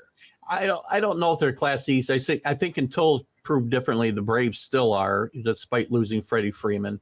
The Mets and the Phillies both are teams that have some questions to be answered. The Phillies defense is horrendous, but I think they're going to win a lot of games with their offense. And the Mets pitching, like a lot of other teams, the Yankees included, is a bit thin. And if they get guys who can fill in when DeGrom can't pitch because he's out for 2 months, and Scherzer's going to miss some starts here and there, Carrasco and Walker have injury issues or question marks anyway. If they have depth and they can bring in a McGill and some other kids up from the minors to fill in, and they can get quality pitching, this team's defense is improved. The approach offensively is going to be improved, as you mentioned, with some of the off-season additions. And Buck Showalter coming in there and changing the culture and having a lot to do with their approach to the game. You saw it last night when Robbie Cano laid down a bunt against the shift. That's Buck Showalter to a T right there. And a little thing I noticed with Buck Showalter, when they cut to the dugout more than once, you saw him stand in the corner of the dugout, watching the game as the Mets were at bat, talking to Francisco Lindor and talking about the situation that they were in and talking about a lot of different things. And that's what Buck Showalter does. Buck Showalter is all about game situations, whether it's your approach at the plate or in the field. And he's going to instill that in his players. And I think you saw him doing that with Francisco Lindor last night. And I think Francisco Lindor rebounds in a big way this year. Just let me make it clear. I like Francisco Lindor as a player. I hate the 10-year contract. I think it's ludicrous. This is his first year of the 10-year contract. He might be fine the next few seasons. I think he will be. The back end of that contract is going to be an absolute disaster for the Mets. Teams already know that, right? And they plan for that. So I don't, you know. Well, they don't plan for that. They're like in La La Land. They think the player can go through most of the contract because they look at the front end of what the player is now. They never project what he's going to be the last few years of that. I disagree. I think they do project that. I think they know they're going to get diminished returns at the end of these contracts. At least the smart teams do, right? But as far as Lindor goes, the Red Sox, they're not signing Bogarts. You want to know why? Bogarts wants to stay with them. He wants a 10-year deal. And the Red Sox say, look at these other teams, 10-year deals rarely work out. They might do it with Divas, who's a little younger. Okay, and sign him to the deal. You know, Jeter signed a 10-year contract when he was age 25. That's feasible to take it to age 35, but not to take it to close to age 40. You got to take care of your own players if they're really good, by the way. But back to Lindor this year, I think Lindor very possibly could be a sleeper candidate for the MVP in the National League, and the Mets will compete, and I think they'll make the playoffs. I don't think they'll win the division. But I think both the Phillies and the Mets and the Braves make the playoffs out of the East. I disagree with that totally. Only one team's going to come from there. That's for sure. I don't think they're good enough to stack up against the West. I really don't. So who's going to win besides the Dodgers and the Giants? Yeah, Padres are terrible. Padres are going to be terrible. Well, who's going to be terrible? The Padres? I disagree with you. 79 wins last year, and they didn't improve themselves even a lick in my mind. No, listen, they came out at the got end. Luke Voigt. Almost. Oh, well, there you go. to my point. They didn't improve themselves even a little bit. So I want to get to some Yankees talk a little bit with you and Jack, because here you're on the same page. Jack made the outlandish statement that the Yankees will have a losing season this year. Yeah. I've been critical of the Yankees, not as critical as Jack or you. And I want to give you some food for thought after sitting back and looking, really analyzing this team. You can't deny that the Yankees have become better defensively than they were last year. That's for sure. They have a better bench than they had last year. You have people coming off the bench that you didn't have last year, including LeMahieu, including whoever you were taking out of the field for that time. They got more options at different positions than they had. They have 5 players that could hit over 30 home runs this year. And all they got to do, Keith, is not have bounce back years. They just got to be a little bit better than they were last year. And I think LeMahieu will be a little bit better than he was last year. I think Rizzo will be a little bit better than he was last year. I think the left fielder will be a little bit better than he was last year. I think the pitching staff is a little bit better than it was last year, a little bit more deeper. And that was 92 wins last year. So, in my opinion, after sitting back, because I wasn't happy that they didn't go sign a big name, and they still have time to do that. And I predict they will sign a starting catcher before the year starts. Well, there's no starting catchers left to sign. You got to trade before the trade. Before the trade deadline, I think they will get a starting catcher. I think that Audie's still available, Mac, and you say he's the face of the Yankees. I don't think he could play catcher. If he could, I'd sign him right today. The point of the matter is, Keith, I think you've been overcritical of the Yankees. I think that Jack has just drank way too much, lately. I think the Yankees will compete for the division first place this year.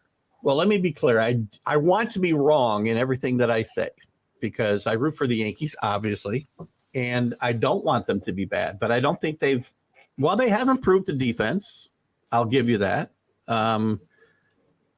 I do like the bench, the fact that Torres or LeMahieu will always be on that bench, most likely, and able to come off the bench. I like the signing of Marwin Gonzalez. He can play a lot of positions and produce there. I still have question marks, though, about Aaron Hicks. And if Aaron Hicks can't play center field, I don't like the outfield alignment with Stanton in the lineup every day. And maybe they don't have to if Gonzalez can play out there. But more importantly, you talked about the home runs. That's awesome. But there's too much bad situational baseball being played by this team. And I don't see that improving when Aaron Boone's still the guy calling shots and not a guy like Buck Showalter. Well, if you think about it, Keith, what options did Aaron Boone have last year? He didn't have a bench like he has this year. I'm not saying that. I'm saying instill and teach, and it's a whole coaching staff's issue and Aaron Boone's. Well, they did sign a new hitting coach. Baseball, move base runners, do things that you do to unless they're hitting home runs, they don't score runs.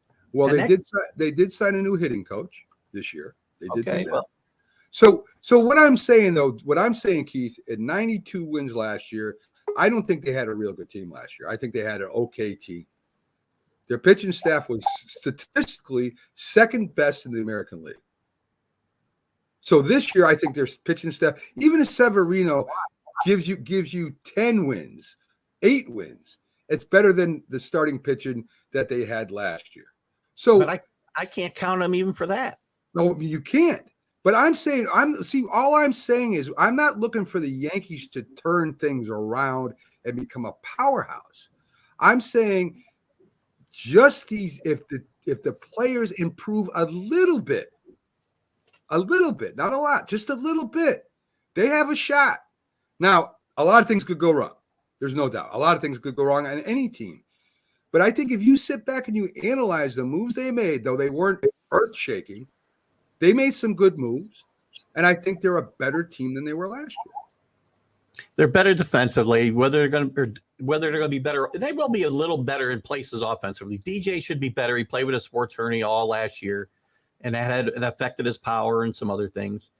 But look unless they play better situational baseball and the pitching staff stays completely healthy, because behind Garrett Cole, if you got Jordan Montgomery, Severino, Talion, and Cortez. And I can't.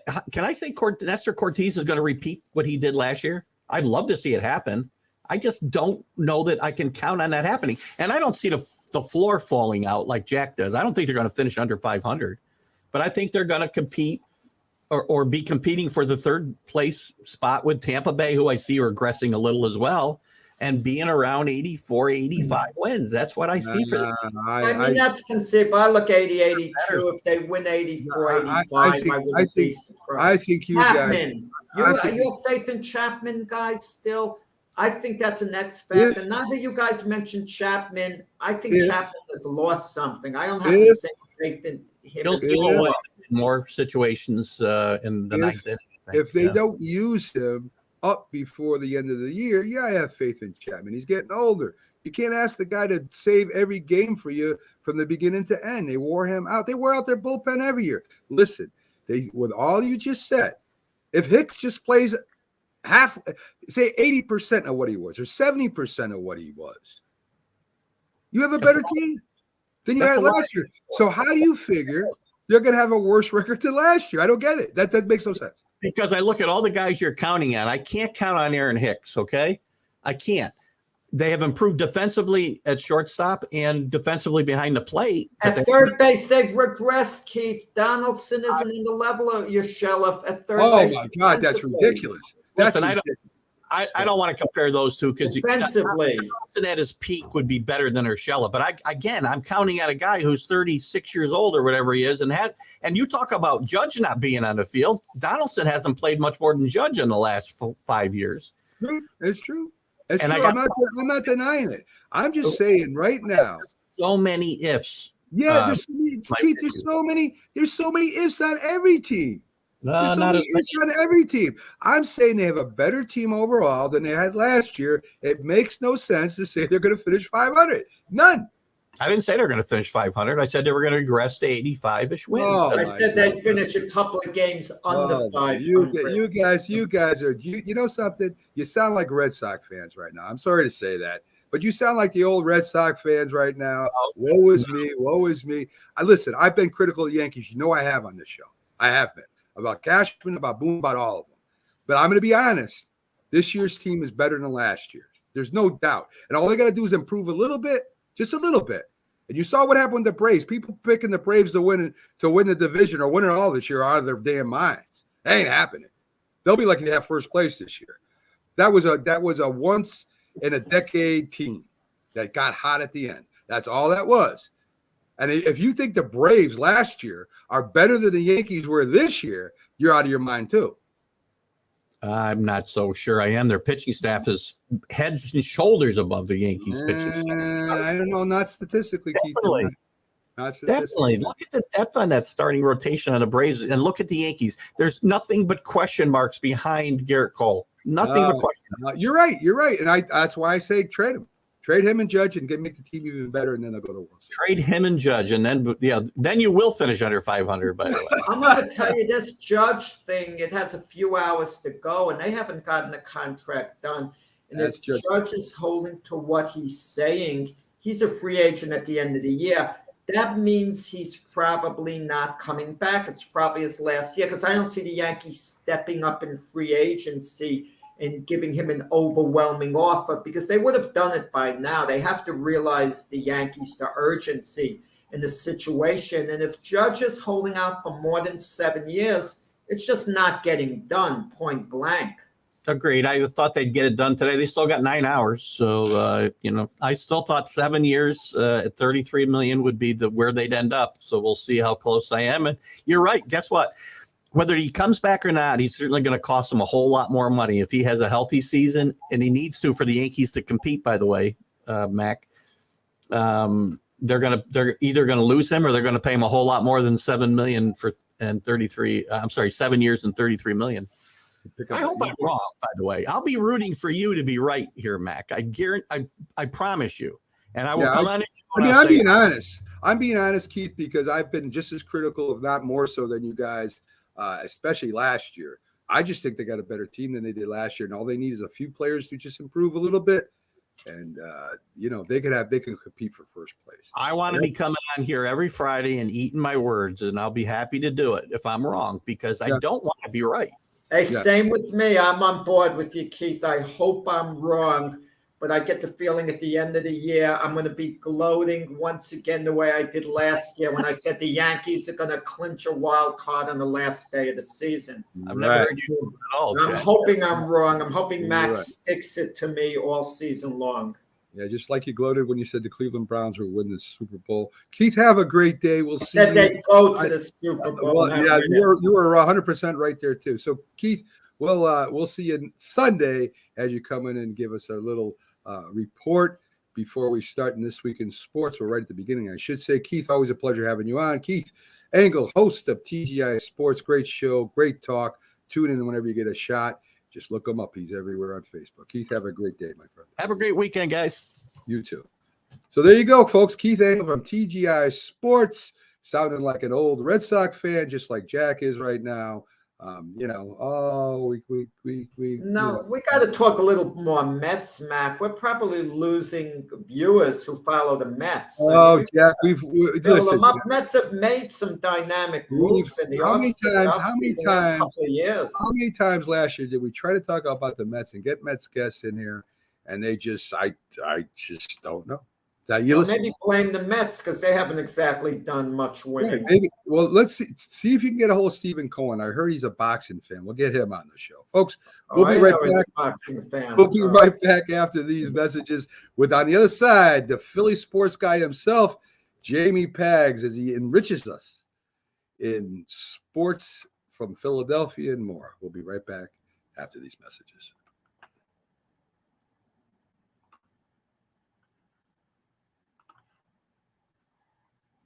Joe's presents Chester Cheetah. I'm Chester Cheetah. I'm just a cool dude in a loose mood. Until I see those Cheetos. Then my cool turns to drool. My style and ease surrender to my urge for the snack that goes crunch. It's not easy being cheesy. Cheetos cheese-flavored snack. Cheese that goes crunch. When you hear the word asthma, you probably think of shortness of breath, coughing, or inhalers. Lots of things can trigger asthma, but the fact is that asthma doesn't just attack, it can kill. But with proper medical management, asthma is controllable. If you experience shortness of breath, wheezing, tightness in your chest, or persistent nighttime coughing, you may have asthma. See your doctor and get the facts. You'll breathe easier. For more information, call 211-INFO-LINE. A message from the Connecticut Department of Public Health, keeping Connecticut healthy. When the job is done, this guy'll be ready to dig into something mighty good to eat. How do you handle a hungry man? The manhandlers. One of the manhandlers is Campbell's vegetable beef. Gets a man-sized supper off to a good hot start. Good. The manhandlers. We all make choices. When it comes to alcohol, kids make choices whether to drink or not. Bye, Dad. Bye-bye. Remember, I'm going to Alex's party tonight and sleeping over. Hey, have a seat for a second. Remind me about that party again? And adults make choices whether to talk about it. That's true of parents and every other trusted adult in a kid's life.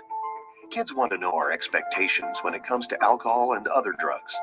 They want guidance and honest answers to their questions. And it makes a difference when the message is consistent and part of everyday conversations. So talk with your kids and help lead them on a positive path. Because when you talk, they hear you. For more information about talking with your kids about underage use of alcohol and other drugs, visit underagedrinking.samhsa.gov. I mean, you can see right now, without LeBron, Lakers are struggling.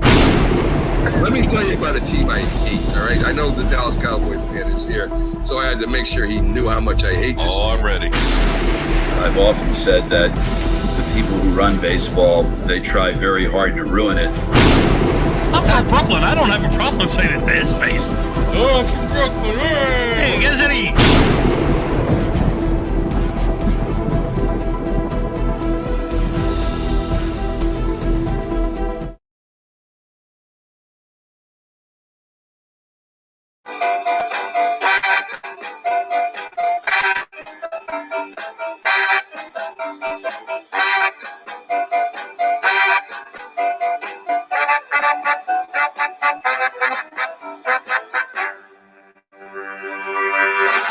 Good morning, everyone. Welcome back to the Mac and Jack Sports Show on live Roku, YouTube, Facebook, Twitter, all over the place now. Upgraded the board, so we're all over the place going live right now. Backstage right now, we got our favorite guest that comes on every week, not only knowledgeable about sports, involved in all kinds of charities all over the country following his Philadelphia teams. I mean, if you want to know something about Philly sports, don't listen to or read the Philadelphia Voice or Philadelphia Inquirer, because we got the guy right here that will answer all your questions. In fact, he's proven some of those great writers over there wrong, as he picked the Eagles to go to the playoffs last year, or at least have a winning record. He was, for the most part, right. So let's bring up the Pags man himself, the Philly sports guy. How you doing today, Pags? Good morning, guys. How are you? Hanging right in there, Pags. Hanging right in there. As I said, there's certain types of writers and commentators, I think, in sports. You have the ones that are so optimistic that they think everything's going to work out for their team, and then they're going to go to the Super Bowl, the World Series, or whatever. And then you have the pessimistic ones that just downgrade their team all the time. And you heard backstage how I think Jack and Keith are becoming like old-time Red Sox fans who think, woe is me all the time, or the way the Mets fans used to be, when indeed the team has gotten a little better over the offseason, even though they didn't sign no big guy, Pags. Yeah, I heard the crying. It was crying as far as I was concerned. You know what I mean? It's like that.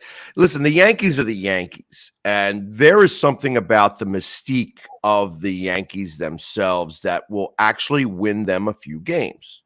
I think so. And it sounds ridiculous because ultimately play on the field has got to do it. But there are certain times where that stadium and the people that go there and the opposing team, and so, like rookies that go into Yankee Stadium, they get like this feeling, and I'm not talking about Yankees themselves. I'm talking about other teams.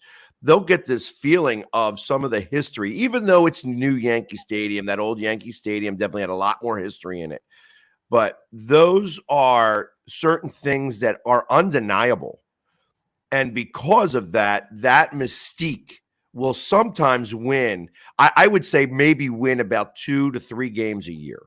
I agree. I think you get stressed out as a new player, or if you've never played the Yankees. The Yankees are baseball. I mean, you got to admit it. Whether you like it or not, it's like the Cowboys in football. That's the team that you want to beat, a team that you want to destroy. And I think they get stressed out sometimes just because they're playing the Yankees. And it may affect their bats or their pitching or their play in the field. I agree with you.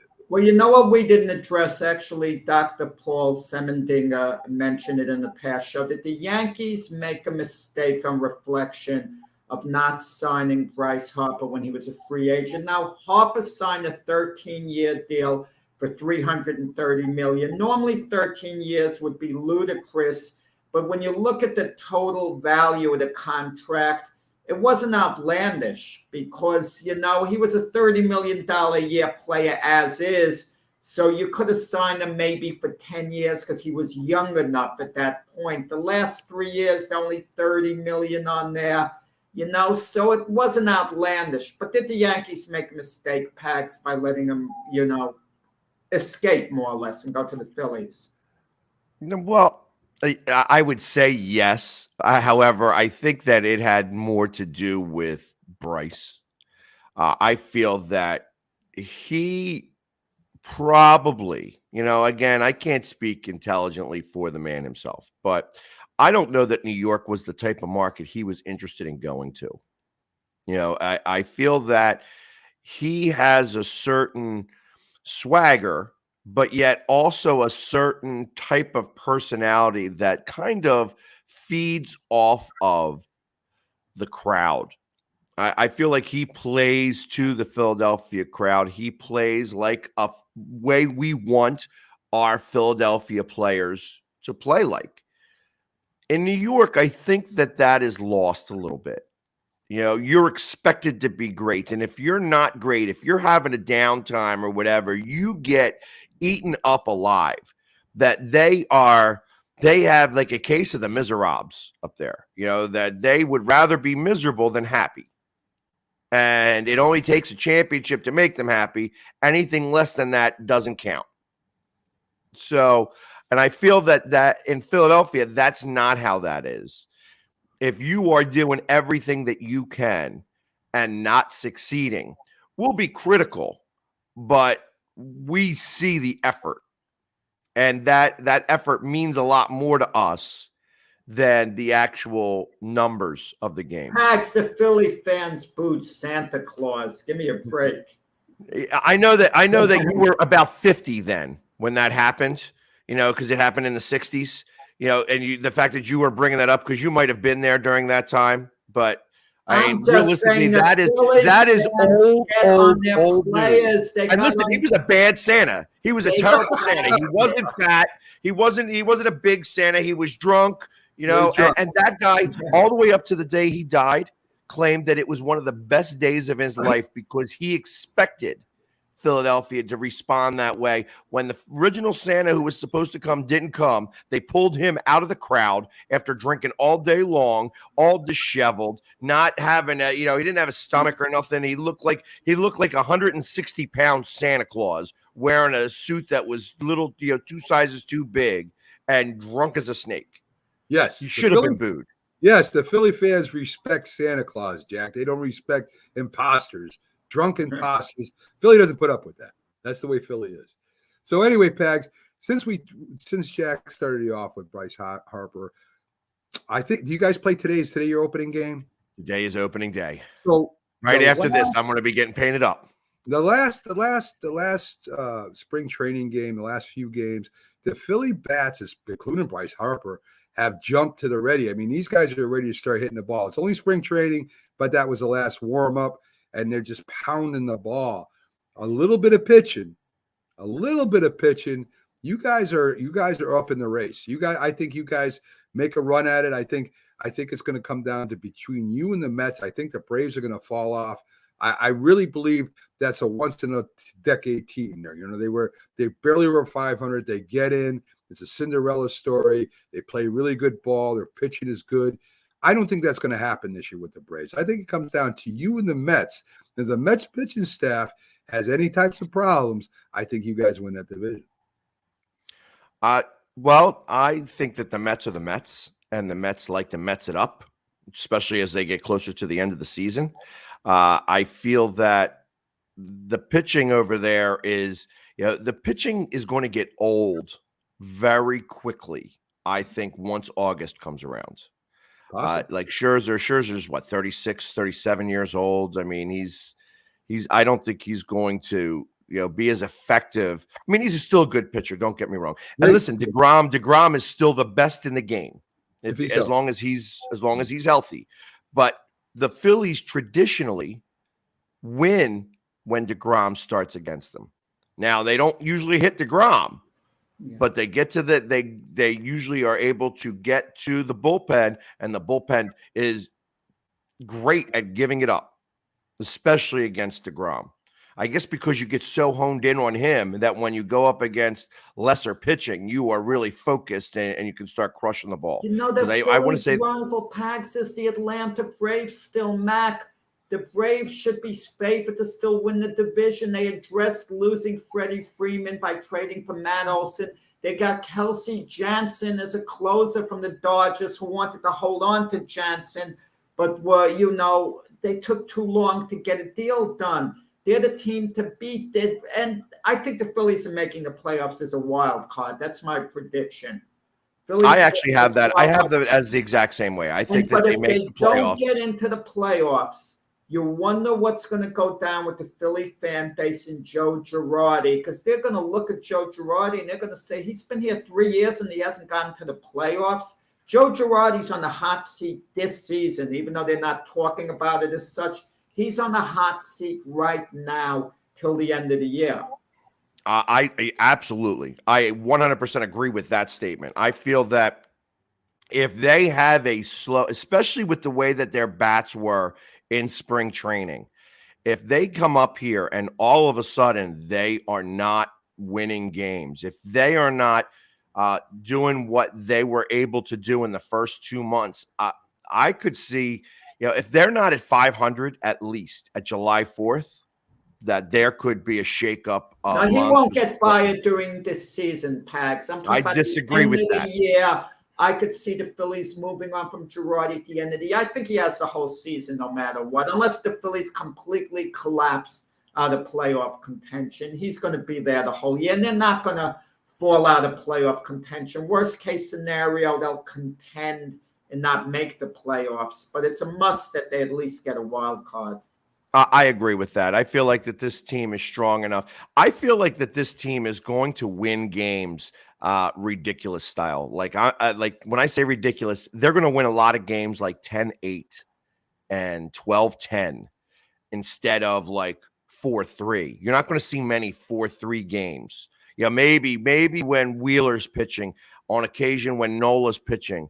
But for the most part, you're not going to see many shutouts that the Phillies are going to throw. You're going to see high scoring, high tempo, high offense games. Now, how does that equate as you get towards the end of the season when good pitching beats good hitting all the time?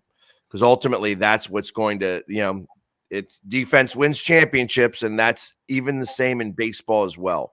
So I'm hoping that the Phillies, as they move forward, are able to strengthen their pitching staff enough to be able to not have the losses at the end of the back of the bullpen.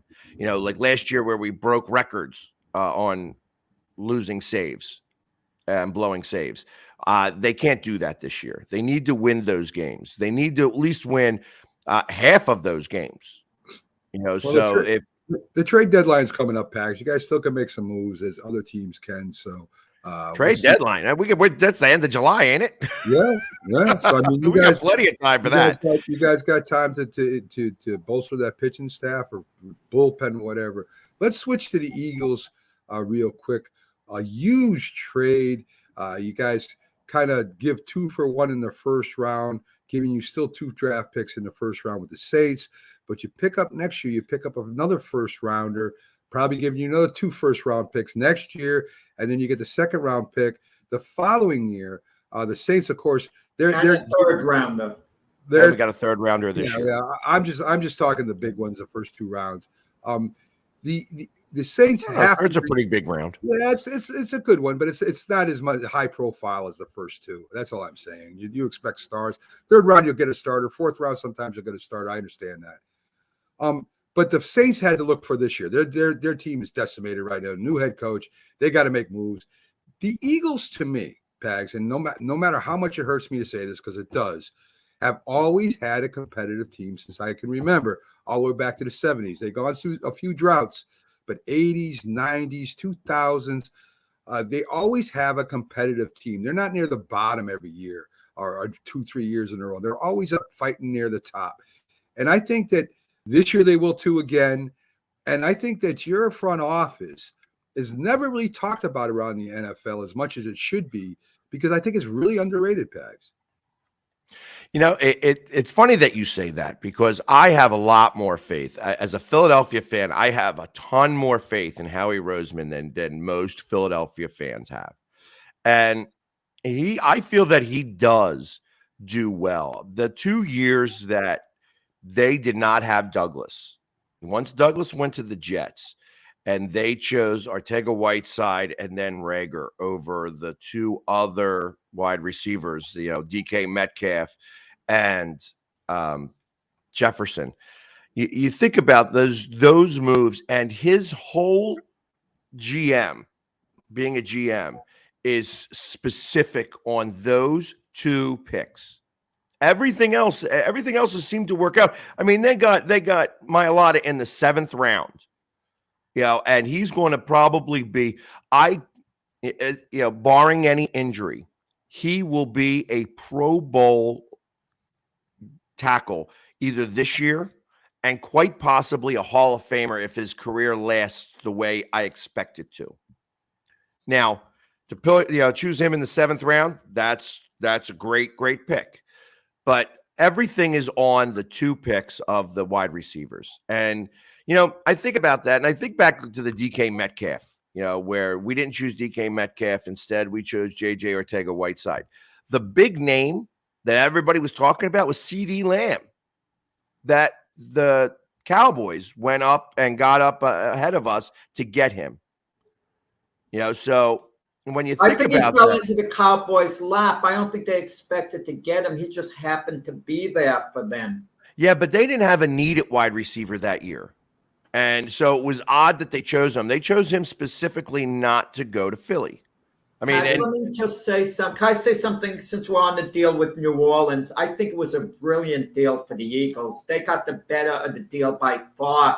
And there are more implications. If New Orleans has a really bad year, New Orleans is a fading team.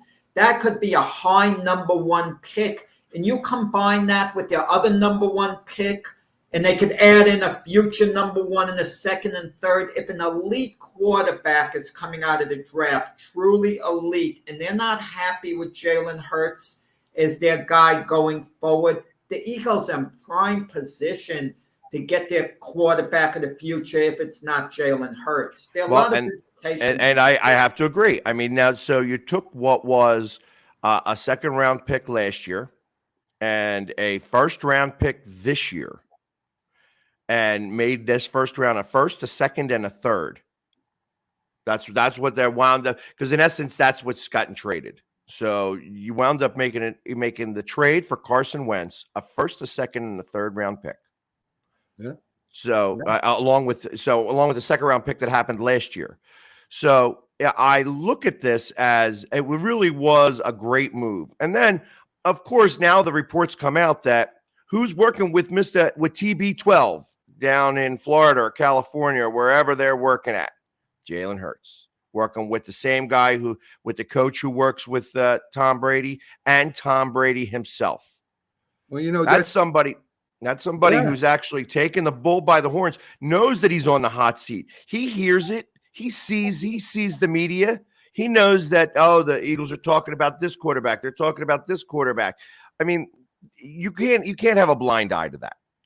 Listen, but he can only do what he can do. Listen, to me, Hurts reminds me a lot of McNabb, who McNabb might have had a bigger gun, but he was inaccurate at certain times during games and stuff, and might have lost some games for you guys holding on to the ball too long. I think Hurts could be another McNabb, which is good enough to get you to the Super Bowl for sure, and depending on how things work out. But I just wanted to say that, I'm a big Giants fan, and, I hate the Cowboys and Eagles and Redskins because of that. And I must say the Redskins because that's the team that I used to hate.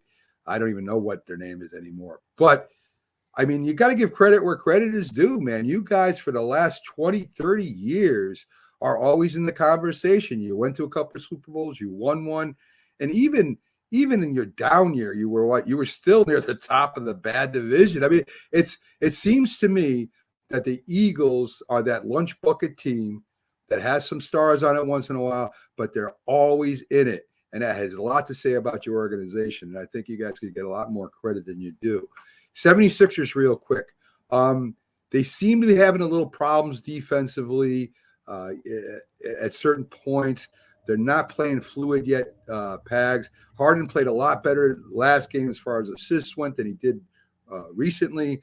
But the Raptors just came on and overwhelmed your defense at the end. That does happen. Any big questions for you going into the playoffs? Or do you just think the cards are going to fall the way they do, and it's anybody of those top 14? What's happening with Doc Rivers? That is the question. This is what's happening. I see that right now there is the biggest part of the dissension within the ranks has to deal directly with him. I feel that the team is starting to rebel. Even yesterday, when they're talking, he literally said, Matisse Thybulle had nothing to do with this game. Had he played, they still would have lost. And then Maxey comes on right after him and says, yeah, we absolutely miss Matisse Thybulle. He does so many things. And it seems to me that he's calling players out unnecessarily, that he's putting onus on or responsibility on everybody else except himself. And I have a problem with that. I think that the Philadelphia fan base is starting to see this. There are things going on right now where people are saying specifically, the question was asked at DSM Media. They put out a little bit of a post. They asked if Doc Rivers was to get let go right now, and they just brought up their assistant coach and made him the interim coach for the rest of the year, do you feel that the Sixers could possibly get further in the playoffs than they would with Doc? And there's a thought process behind that. There's a definite thought process. Now, I don't know that I 100% agree with that, because you can't shake it up that much so close to the end. You should have some type of continuity. But realistically, I think that there is an issue in the locker room with the coach. And short of getting to the finals, they're going to have an issue. And Toronto has had our number a little bit. I think they won 3 out of the 4 games this year. It looks like right now, if the way things happen, if the way things fall, we're going to wind up playing against them. So, I mean, I guess we could bump over Boston, because Boston only has 1 game. We have 2 games left. They're playing the Grizzlies. So if they happen to lose against the Grizzlies, it would wind up us being the number 3 seed, which is probably where we're going to wind up landing, or the 4th seed. So if we wind up in the 4th seed, we're going to play Toronto. If we wind up in the 3rd seed, we play Chicago. And ultimately, if we play Toronto, that's going to be a big deal, because one, Matisse Thybulle can't go up there and play because he's not vaccinated, or at least that's the word. Nobody even knows whether he's vaccinated or not. I got to assume that he is not, because he didn't go into Canada. He wasn't traveling with the team. Yeah. And, that's, 3 games up there. I mean, Toronto has, like I said, the last couple of games, they have beaten us, and they've beaten us in the 4th quarter. They've come on and they've had a lot more energy at the end of the game in comparison to the beginning of the game, because the Sixers were up. I think they went on a 17-2 run to start that game. They were up by 6 points going into halftime, and then wind up losing by 6 points. So I think that this has something more to do with coaching. Well, Pax, I think the window with the Sixers comes around the Harden deal. And I think the window doesn't extend beyond next year. Hypothetically, if the Sixers got knocked out in the first round of the playoffs, the fan base would be upset, but the thought would be, okay, let Harden come to training camp next year in great shape, and we'll give him the year with Embiid. But I don't think it goes beyond next year. I think the fan base becomes very restless if this doesn't resemble the same James Harden we've known. There's going to be a revolt if they don't get past the first round. There will be an absolute revolt. They will have even the pitchforks this year, out. They wouldn't consider this a transition year with getting Harden, giving him 1 year next year. But Well, I think that I don't know that they'll blame Harden. Harden won't be. They'll blame Doc Rivers this year, but Right. Harden next year if it doesn't get done. Well, it's gonna fall on a lot of different things, but they'll definitely blame Doc Rivers right now. Is that seat's got to be burning hot, and unless he gets to the conference finals or the finals, I think that he's gone, and he should be gone. I don't like him as a coach. I've been saying this for a little while now. I feel that they could, I feel like that he's specifically lost us games, and in the playoffs, his record speaks for itself. He's the most losingest coach with a 3-1 lead in a series. That the other team can come back and outcoach him and outplay their team enough to lose series. I think he's lost 4 series when he was up 3-1. And that's ridiculous. Well, Pags, listen, I fully expect The 76ers, if they play Toronto, I agree with you. I think you're in trouble. Toronto's a good young team, and they really are. Very, very good young team, and going up there is going to hurt you guys. I think you guys will be there in the end, maybe playing the Bucks. Celtics are still there. I mean, we keep waiting for them to run out of gas. They haven't yet. They're still playing hard. They gave the Bucks all they could handle. I think they're a very solid team too. And of course, I love the Bucks this year. As I started the year saying, I think they're going back. But anyway, Pags, always great having you on. We'll see you on Sunday. Keep doing what you're doing, my friend. You're doing a hell of a job out there raising money and drinking beer. I think you're very good at both of them. Maybe more at drinking beer, but that's for another time. Pags, have a great Friday night, and we'll see you on Sunday, my friend. All right, everybody, enjoy opening day. Yankees didn't play yet, right? Yankees haven't started yet, right? They start today? It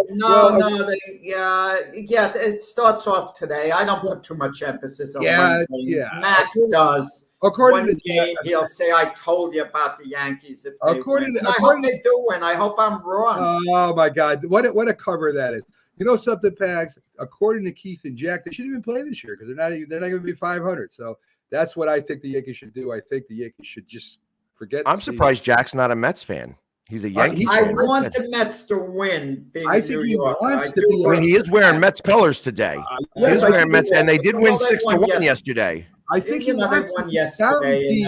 Down deep, I think Jack wants to be a Mets fan, but there's too many people he knows right now that he's talked about the Yankees, all this stuff about the Yankees all these years. So he trades off. I think he'll actually lose friends back. I think that's what the problem is right now with Jack. So, you know. Well, I'm just glad that he actually realizes that the Dodgers don't play in Brooklyn anymore and that he's no longer a fan of the Dodgers. That's what's really most important. That is a good question, whether I would have been a Brooklyn Dodger fan had I, been a baseball fan old enough at that time. Because I'm going to tell you very quickly, Mac, because I know he wants to go off the air. When the Brooklyn Cyclones came into existence, I was a Brooklyn guy. I thought for sure I was going to love the Brooklyn Cyclones. They're playing the Staten Island Yankees at Cyclone Park in Brooklyn.